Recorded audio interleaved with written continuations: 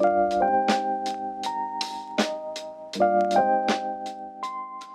I have no idea what this little slot's for, but we always just put them upwards, one goes on each side.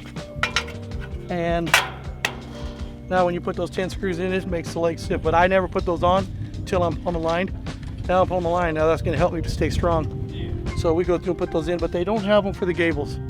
They never put them for the gables. They always do them from everything but gables. So that's what we'll do. Those guys are gonna run another string line, get the hatch channel going on the top.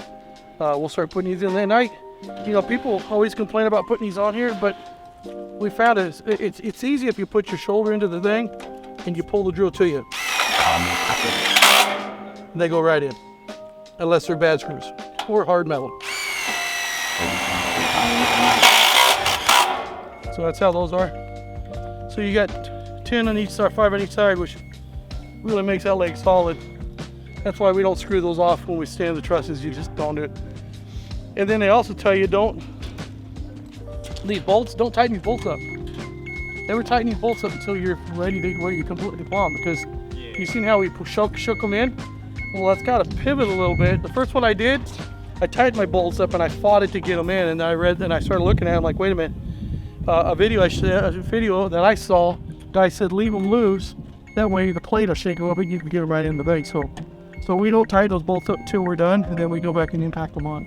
Because they're not coming out, no matter what you do, they're not coming out right now. Well, he asked me a minute ago about if it was tightened today.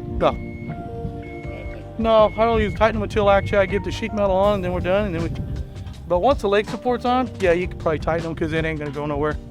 The shaking is basically done. The legs are in.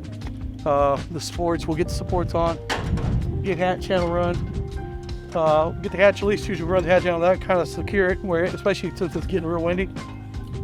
I had somebody ask me on one of the VersaTubers website over there, are you worried about your truss? I said, yeah, if it's windy, I am.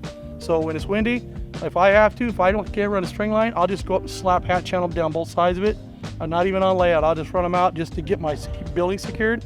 And then when it calms down the next day, I'll come in and take them off and start plumbing line and getting them straight. Because I don't think they would ever go anywhere, but why chance it? It's somebody's building, and I don't think unless it's extremely 50, 60 mile an hour winds, I wouldn't think we'd have a problem with these at all. Just even sitting in the legs, I wouldn't worry about it.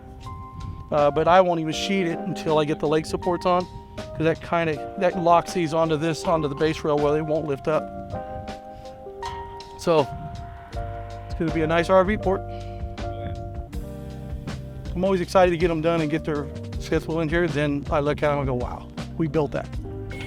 I got guys that right now, I just got an order panel for it. It's the color of his RV, it's black and white, so we're doing white body with black trim. And that's the second we did of the color scheme of the fifth wheel, which looks kind of cool. Did you get those, Wes? Yep, right on.